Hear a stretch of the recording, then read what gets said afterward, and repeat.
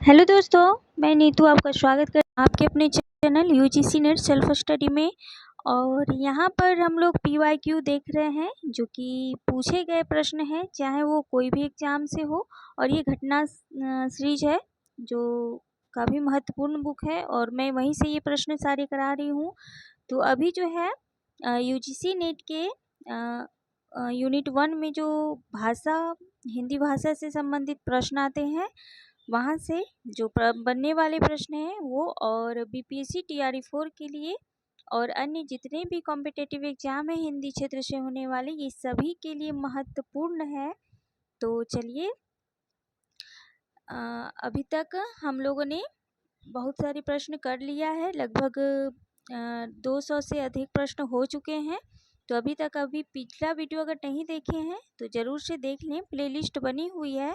और आगे का सीरीज कंटिन्यू रखते हुए बढ़ते हैं आज। उससे पहले अगर चैनल पर नए हैं तो ज़रूर से चैनल को सब्सक्राइब कर दें और बेल आइकन प्रेस कर लें ताकि हर वीडियो का नोटिफिकेशन पहुंच पाए आप तक और आप देख पाएँ।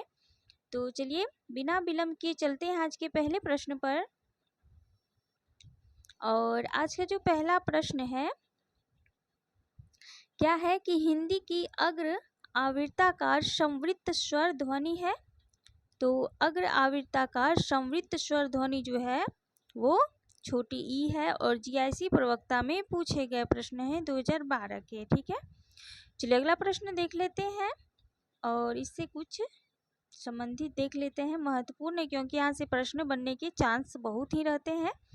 तो स्वरों के उच्चारण में केवल काकल में अवरोध होता है, मुख विवर से हवा निर्बाध गति से बाहर निकलती है। ठीक है, और जीवा का जो हिस्सा रहता है विशेष कुछ जो है ऊपर उठता है और हर्ष ही, ठीक है, हर्ष संवृत्त आवर्ताकार तथा अग्र स्वर है। तो ये काफी महत्वपूर्ण है, आपको ध्यान में रखना है। और अ जो है हर्ष अर्घ विवृत मध्य स्वर, आ जो है दीर्घ है विवर्त है पश्य स्वर है, और ऐ जो है दीर्घ है अर्ध विवर्त है तथा अर्घ स्वर है। तो ये जो स्लाइड है काफ़ी महत्वपूर्ण है, यहाँ से देख लीजिए प्रश्न पूछे जाते हैं और किस तरह से प्रश्न घुमा फिरा के पूछे जाते हैं वो सभी को पता हो जाएगा। तो इस तरह के प्रश्न आपका बीपीएससी टीआरई 4 में जो है वो आने के पूरे चांस हैं, तो ज़रूर से देखें इसे। चलिए देख लेते हैं, निम्नलिखित में से कौन सा स्वर संवृत्त है? तो अभी देखा हम लोगों ने छोटी ई जो है ये संवृत्त भी होता है। अगला प्रश्न है कि निम्न में अर्ध स्वर कहलाता है? तो अर्ध स्वर य कहलाता है। ठीक है, य व अर्ध स्वर कहलाते हैं और टीजीटी परीक्षा 2013 में पूछे गए प्रश्न है। अब थोड़ा सा यहाँ पर देख लेते हैं। म वर्ण प वर्ग के अंतर्गत आता है, पता है आप लोगों को, और यह ओष्ठ स्पर्श कहलाता है, ओष्ठी ध्वनि कहलाता है। और यह र ल व परंपरागत शब्दावली में अर्ध स्वर के अंतर्गत आते हैं। तो अर्ध स्वर जो है य व र ल, ये चार ऐसे वर्ण हैं जो अर्ध स्वर के अंतर्गत आते हैं और परंपरागत अर्ध स्वर के अधीन परिगणित चारों व्यंजन य र ल व से में जो है ये पहला व्यंजन यह विशुद्ध अर्ध स्वर है, जबकि व जैसे वस्तुतः घोष संघर्षीय है। ठीक है, तो यह और वह जो हैं यह क्या कहलाते हैं? आपके अर्ध स्वर कहलाते हैं। ठीक है, तो आपको ध्यान रखना है। ये परंपरागत यहाँ पूछा जा रहा है, लेकिन अगर अर्ध स्वर की बात करें तो ये इसके अधीन आता है, तो यह पहले आता है और वह जो है लास्ट में आता है, इसीलिए यो और वह जो है आपका विशुद्ध अर्ध स्वर कहलाता है। ठीक है, चलिए अगला प्रश्न देख लेते हैं।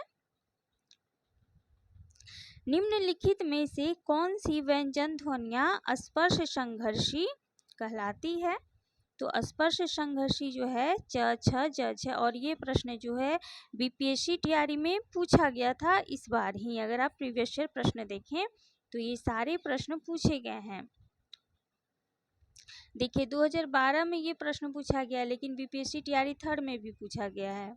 सोचिए कितना महत्वपूर्ण है ये वीडियो आप लोगों के लिए। अगला प्रश्न है कि निम्नलिखित ध्वनियों में कौन सुमेलित है? तो ग अघोष नहीं होता है, फ अल्प प्राण नहीं होता है, ठ सघोष नहीं होता है, ये स जो है ये उष्म होता है। तो ग सघोष व्यंजन है, फ महाप्राण व्यंजन है, ठ जो है वो अघोष व्यंजन है और स जो है उष्म व्यंजन है। तो विकल्प आपका सी राइट होगा। बाकी का भी हम लोगों ने देख लिया है। चलिए अगला प्रश्न है कि निम्नांकित में अघोष अल्प प्राण ध्वनि कौन सी है। ठीक है, तो अघोष प्लस क्या अल्प प्राण पूछा जा रहा है। तो क जो है और त ये अघोष है और अल्प प्राण भी है। तो इस तरह के प्रश्न पूछे जाते हैं टीआरई में, तो आपको ध्यान रखना है। इस तरह के प्रश्न को देख लीजिए। यहाँ पर थोड़ा सा देख लेंगे। देखिए, कम आयु से उच्चरित ध्वनि क्या कहलाता है। अल्प प्राण, जिसमें कम आयु है, और ज्यादा आयु जहाँ पे लगता है वो महाप्राण होता है। तो प्रत्येक वर्ग का पहला, तीसरा और पांचवा वर्ण जो है ये अल्प प्राण के अंतर्गत आएगा। जैसे क वर्ग, क च ट त प ग ज र द ब अंग या न म प। तो इस तरह के जो ये सभी वर्ण हैं ये सभी आपके क्या है, स्वर अल्प प्राण है। तो बहुत ही महत्वपूर्ण ये स्लाइड है, आपको ध्यान रखना है। और इसी प्रकार प्रत्येक वर्ग का दूसरा और चौथा वर्ण जो होता है वो महाप्राण। जैसे क वर्ग का ख आ जाएगा, च वर्ग का छ आ जाएगा, ट वर्ग का ठ आ जाएगा, त वर्ग का थ आ जाएगा, प वर्ग का फ आ जाएगा और घ भी आएगा, क वर्ग का घ जो है। ठीक है, तो ये सभी ऐसे वर्ण हैं जो कि महाप्राण के श्रेणी में आते हैं। और उष्म व्यंजन ये चारों श, ठीक है, षटकोण वाला स, तालिफ श और ह, ये चार ऐसे वर्ण हैं जो कि उष्म व्यंजन और महाप्राण के रूप में जाने जाते हैं। तो आपको ध्यान रखना है। और स्पर्श वर्णों में प्रत्येक वर्ग का तीसरा, चौथा और पांचवा वर्ण, जैसे ग, घ, अंग और ज, छ, या, और ट ठ में ड, ढ, न और त वर्ग में द, ध, न और प वर्ग में ब, भ, म। यानी कि लास्ट वाले जो तीन होते हैं ना, तीसरा, चौथा और पांचवा जो वर्ण है, सभी वर्ण तथा य, र, ल, व, ठीक है, अंतस्थ व्यंजन, ये क्या है आपके अंतस्थ व्यंजन, और ह, ये सभी घोष, और घोष को ही सघोष भी कहा जाता है, ध्यान रखना है, ये सभी घोष में गिने जाएंगे। तो बहुत ही महत्वपूर्ण है प्रत्येक वर्ग का, यानी क वर्ग का, च वर्ग का, ट वर्ग का, ये सभी प्रत्येक वर्ग का जो है तीसरा, चौथा और पांचवा वर्ण जो होते हैं, और साथ ही अंतस्थ व्यंजन और ह, ये सभी घोष के अंतर्गत आते हैं। तो ध्यान रखना है। और जिन वर्णों के उच्चारण में नाद की जगह केवल श्वास का उपयोग होता है वे अघोष वर्ण कहलाते हैं। और प्रत्येक वर्णों में प्रत्येक वर्ग का पहला, दूसरा तथा ये तीनों स, ठीक है, ये अघोष वर्ण, यानी कि उष्म व्यंजन में ये तीनों जो स है, ह कहाँ चला गया, तो आपके घोष में गिने जाएंगे। और ये जो स बच गया, यानी कि उष्म व्यंजन के ये जो तीनों वर्ण बच गए, तीनों स, ये किस में आ जाएंगे, तो ये आपके आ जाएंगे अघोष में। तो आई होप कि आपको समझ आया होगा। बहुत ही महत्वपूर्ण स्लाइड है ये, और अगर कोई स्क्रीनशॉट लेना चाहेंगे तो ले सकते हैं। ठीक है, तो चलिए स्क्रीनशॉट भी ले सकते हैं, आप ले लीजिए। तो काफ़ी महत्वपूर्ण स्लाइड है ये। चलिए अगला प्रश्न देख लेते हैं, इसी से संबंधित है कि निम्नलिखित में कौन वर्ण सघोष महाप्राण व्यंजन है। तो ये झ हो जाएगा, झ छ झ झ झ झ। देखिए झ किस में आएगा, तो ये तीसरा वर्ण है।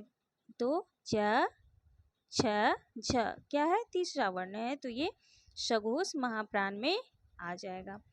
अगला प्रश्न है कि इनमें से कौन सा व्यंजन अल्प प्राण है। तो अल्प प्राण पूछा जा रहा है, तो पहला वर्ग पूछा गया था पहला, तो ये अल्प प्राण के अंतर्गत आएगा च।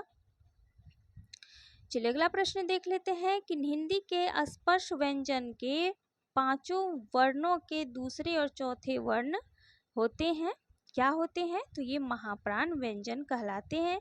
पीजीटी 2002 में पूछे गए प्रश्न है। चलिए अगला प्रश्न देख लेते हैं। इसी तरह के प्रश्न आपके बीपीएससी टीआरई 3, 2, 1 जितने भी हैं पूछे गए हैं, और बीपीएससी 4 में भी पूछे की पूरी संभावना है, तो आप जरूर से देखें इसको। निम्नलिखित व्यंजनों में कौन महाप्राण है। देखिए महाप्राण, तो ठ जो है महाप्राण के अंतर्गत आएगा, क्योंकि दूसरा वर्ण है ट ठ, ठ दूसरा वर्ण है, तो ये महाप्राण के अंतर्गत आएगा। और जीआईसी प्रवक्ता परीक्षा 2012 में पूछे गए प्रश्न है।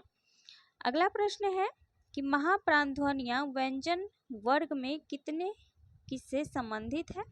तो ये दूसरा और चौथा जो है ये महाप्राण होता है, तो इसको 24 से भी आपको याद कर लेना है, ठीक है। 24 यानी कि महाप्राण, और ये टीजीटी 13 में पूछे गए प्रश्न है। अगला प्रश्न है निम्न में कौन एक अल्प प्राण ध्वनि है। तो अल्प प्राण पूछा जा रहा है, और देख लीजिए ख भी महाप्राण है, ध भी महाप्राण है, घ भी महाप्राण है, लेकिन क जो है ये अल्प प्राण है, तो ध्यान रखना है।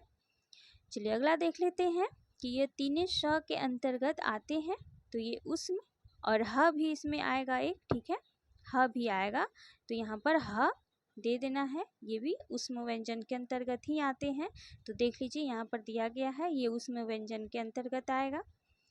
अगला है कि इनमें से उस्म व्यंजन नहीं है। तो ह है, स है, ये स है, लेकिन ल नहीं है, ये अंतस्थ व्यंजन के अंतर्गत आएगा। अगला आप देख लेते हैं कि उच्चारण की दृष्टि से स स श व्यंजन किस प्रकार के हैं। तो ये उस्म व्यंजन है, और ह भी है इसके साथ ही, और ये एलटी ग्रेड परीक्षा 18 में पूछे गए प्रश्न है। चलिए अगला प्रश्न देख लेते हैं। अनुनासिक व्यंजन कौन से होते हैं। तो अनुनासिक जो है वर्ग का पंचमाक्षर ये होता है, ठीक है। वर्ग का जो पंचमा अक्षर है ना, देख लीजिए या, न और न और म, ये अनुनासिक कहलाते हैं, ठीक है। अगला प्रश्न है कि अयोगवा कहा जाता है। तो अयोगवा विसर्ग को अयोगवा भी कहा जाता है। तो अंग और अह, देखिए अंग और ये अह, इसे क्या कहा जाता है, अयोगवा। और ये टीआरई में पूछे गए प्रश्न है, और देखिए पीजीटी में भी पूछा गया है, तो बीपीएससी टीआरई में पूछे गए प्रश्न है सभी।